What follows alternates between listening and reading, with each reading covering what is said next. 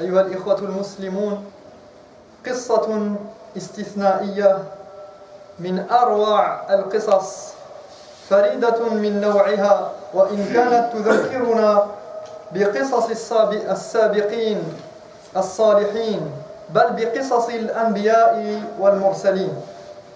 Voici l'histoire extraordinaire d'un homme au destin sans pareil.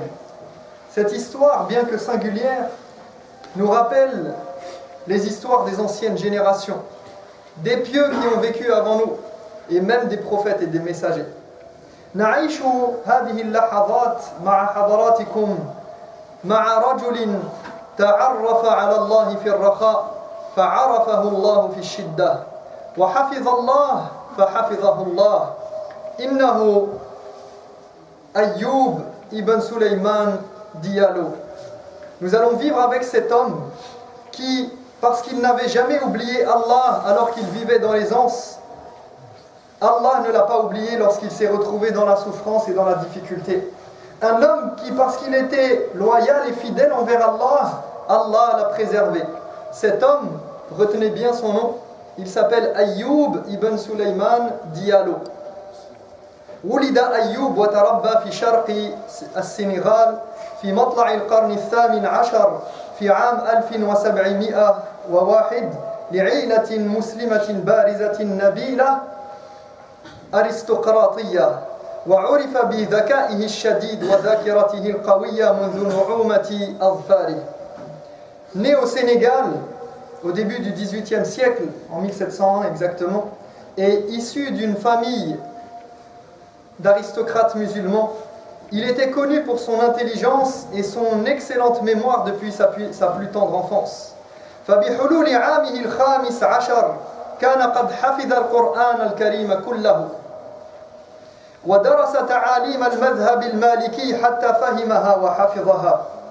À seulement 15 ans, il connaissait le Coran par cœur ainsi que les enseignements de l'école malikite. Il avait étudié le fiqh maliki et ce qui se rapporte aux enseignements qui étaient en vogue à son époque et là où il se trouvait. لكن سرعان ما شاء الله تبارك وتعالى وقدر أن تتغير حياته من حياة مليئة بالدراسة والعلم إلى جحيم العبودية، إذ كانت السنغال آنذاك من أكبر ضحايا التجارة الرقيق العابرة للأطلسي. Mais très vite son destin va basculer. Passant d'une petite vie tranquille à étudier les sciences religieuses et s'adonnant à l'adoration de son Seigneur, au cauchemar de l'esclavage et de l'asservissement des hommes. En effet, le Sénégal à l'époque, donc là d'où il vient, était alors victime de la traite négrière transatlantique. وبحلول عامه الثلاثين أسر واستعبد وشحن إلى الولايات المتحدة. C'est ainsi qu'à peine 30 ans, il fut capturé pour être envoyé aux États-Unis. ورغم الوحشية والإساءة اللتين تعرض لهما ظل أيوب ملتزما بشعائر الإسلام، فكان يذهب إلى غابة قريبة ليصلي الصلوات الخمس اليومية. Et malgré les atrocités qu'il subissait, il resta ferme sur ses principes et sa religion. Il continua de pratiquer les rites de l'islam au point qu'il devait aller se cacher dans les bois pour pouvoir faire sa prière.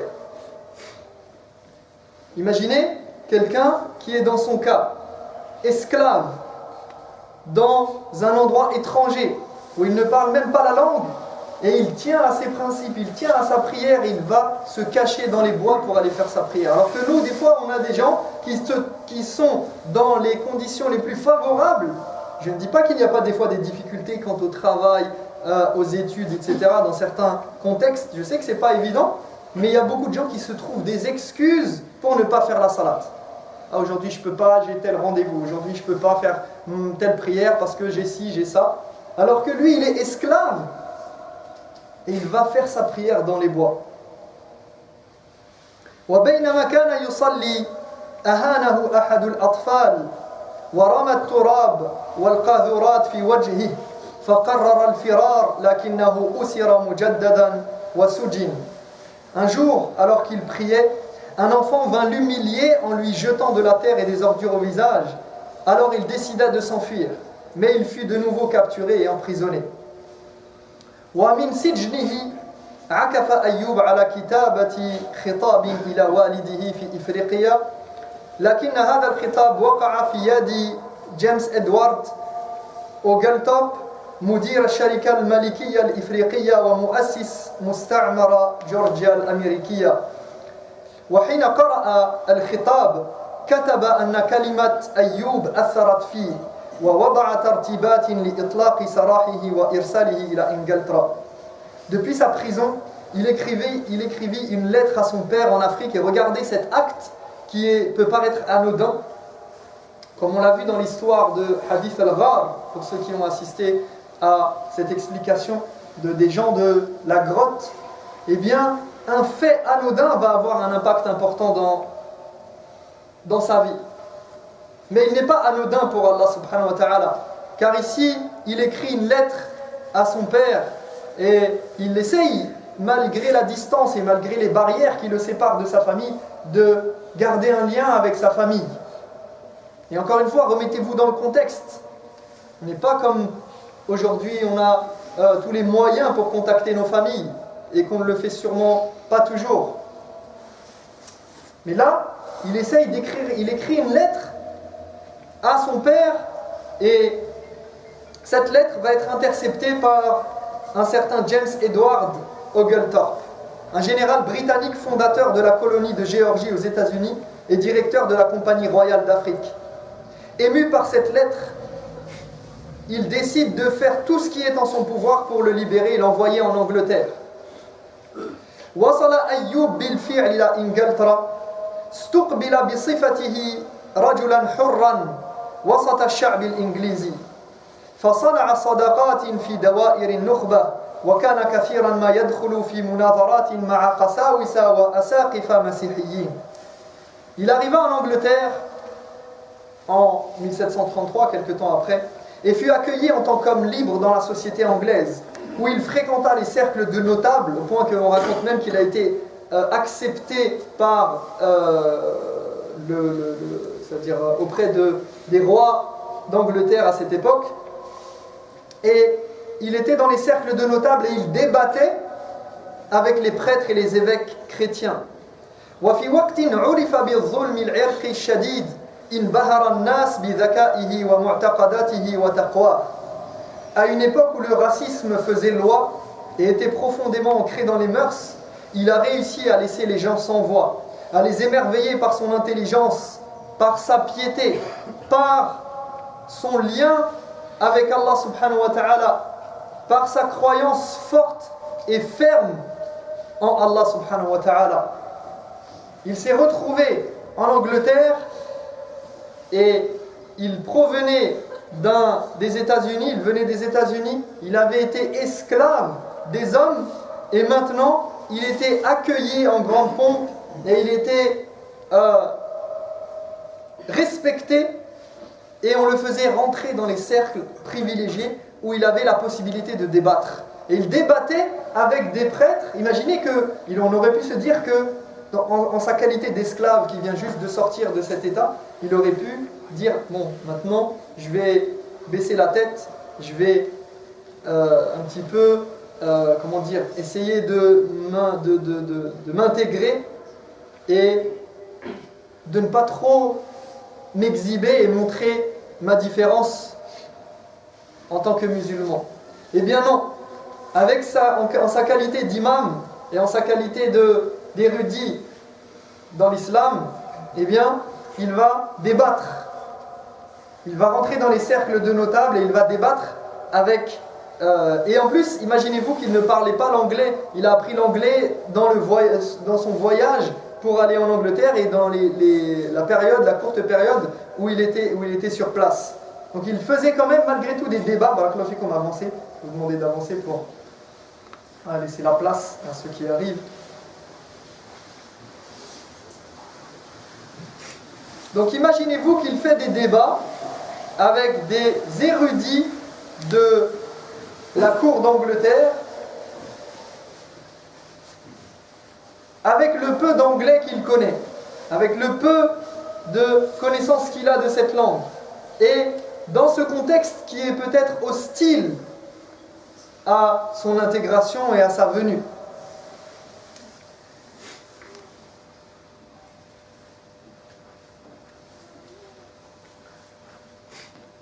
Et donc, à ce moment-là, في هذا الوقت نال الشرف ونال احترام الجميع. À ce moment-là, il a obtenu le respect de tous et les honneurs en étant à Londres.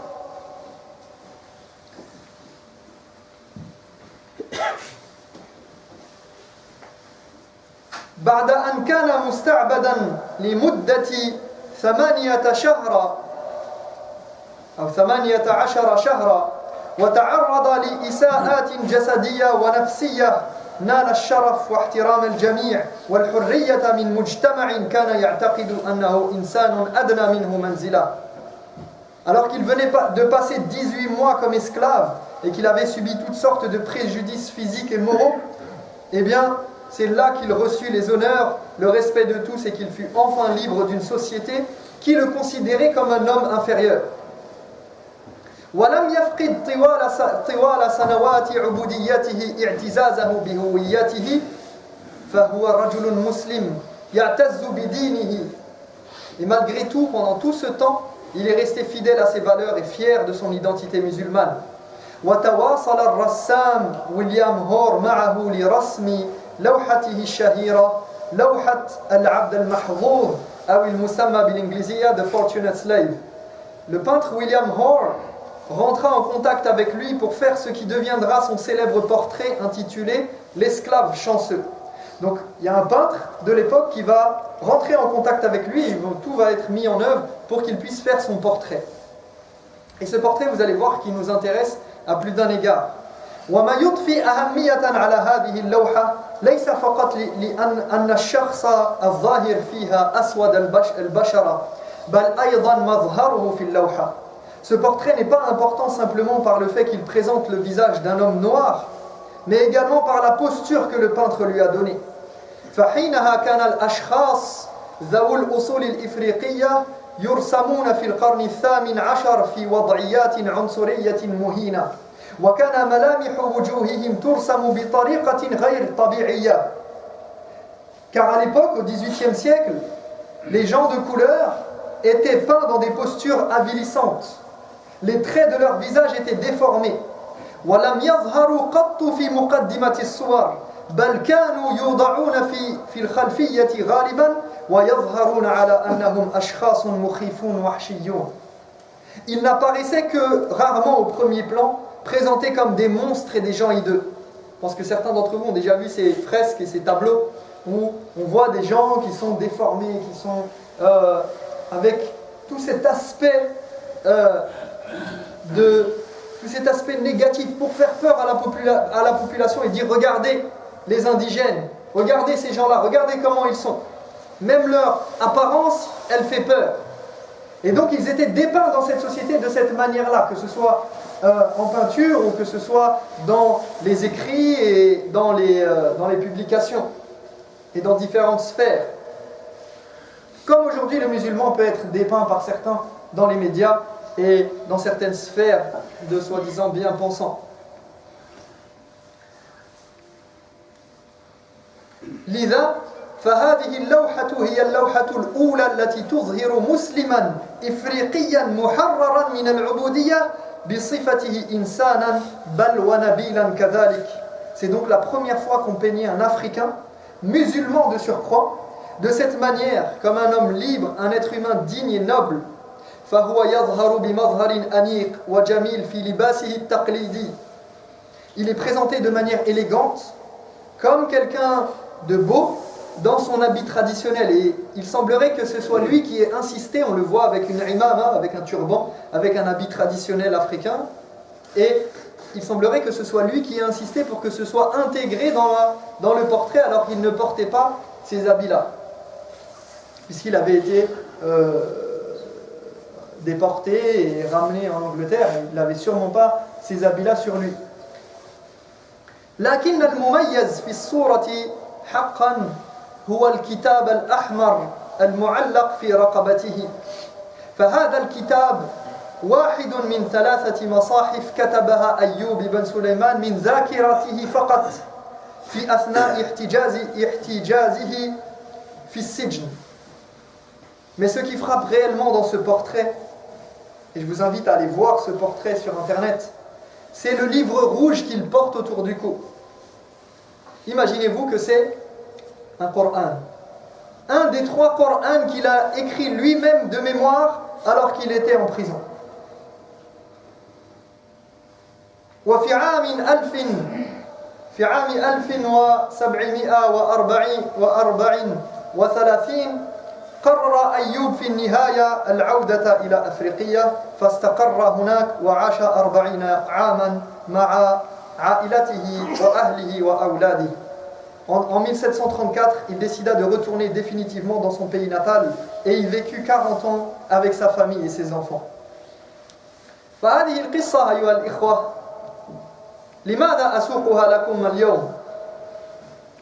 تستحق منا التأمل ويمكن أن نخرج منها بفوائد عظيمة جليلة. Pourquoi je vous raconte cette histoire aujourd'hui? C'est une histoire qui m'a touché et je pense qu'elle peut nous servir aujourd'hui, actuellement en 2019, nous musulmans qui vivons dans des conditions complètement différentes de ce que lui a pu vivre. Mais il reste un exemple pour nous. أولاً نقول تعرف على الله في الرخاء يعرفك في الشدة. Premièrement, n'oublie pas Allah dans l'aisance, Allah ne t'oubliera pas dans la difficulté.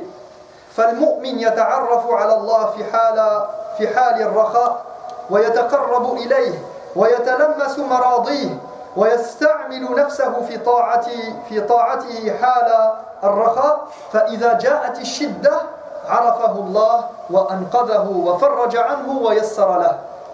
Le croyant, contrairement aux autres, c'est celui qui se rappelle d'Allah dans l'aisance. Lorsque tout va bien, lorsqu'il est tranquillement chez lui, sans aucun problème, c'est là qu'il se rappelle d'Allah. C'est à ce moment-là qu'il profite de ces occasions pour adorer son Seigneur, pour apprendre sa religion, pour faire du zikr, pour lire le Coran, pour avoir un lien avec Allah subhanahu wa ta'ala et pour le satisfaire. Ainsi, lorsqu'il sera en difficulté, Allah sera là pour lui. Il le sauvera, le protégera et le soulagera de ses difficultés. ثانياً أهمية الثبات على الدين. Deuxièmement, on voit ici l'importance de rester ferme et fidèle aux principes de sa religion contre vents et marées, quelles que soient les circonstances. On a ici l'exemple probant et par excellence de quelqu'un qui a été dans les pires des conditions et qui malgré tout, il a su rester ferme et fidèle sur ses principes. فيروى أنه كان صواما قواما متمسكا بشريعة دينه حتى في الغذاء ومما يروى عنه أنه لا يتاح له الأسماك ولكنه مع ذلك لم يكن يتذوق ولو قليلا من لحم الخنزير أو من لحم حرام. On rapporte de lui qu'il jeûnait souvent, qu'il priait, qu'il restait attaché aux principes de sa religion même quand il s'agissait de manger. On rapporte d'ailleurs qu'il n'avait pas le droit au poisson et malgré cela il n'a jamais touché de viande illicite. Au point que même ils disent que pour qu'il puisse manger de la viande, eh bien c'est lui-même qui allait sacrifier les bêtes et ceux qui étaient autour de lui eh bien, lui laissaient cette tâche pour qu'il puisse manger. Il ne mangeait que de la viande si elle avait été sacrifiée par un musulman ou par ses soins. Alors imaginez-vous, nous qui sommes des fois dans des situations où on n'a pas besoin de manger et il y a des gens qui ferment les yeux et qui préfèrent manger, qui préfèrent se remplir le ventre et satisfaire leurs désirs du moment pour pouvoir, juste parce qu'ils ont envie de manger et n'ont aucune excuse. Et lui, il est dans une situation très difficile. Il est fi darura, fi halati darura, wa ma'a dhalika yatamassak bidinihi wa bimabadi'ihi. وبهويته. فأسأل الله تبارك وتعالى أن يهدينا لما يحب ويرضى. أقول قولي هذا وأستغفر الله لي ولكم فاستغفروه إنه. أيها الإخوة الكرام، ومن أهم وسائل الثبات على الدين الإقبال على القرآن الكريم.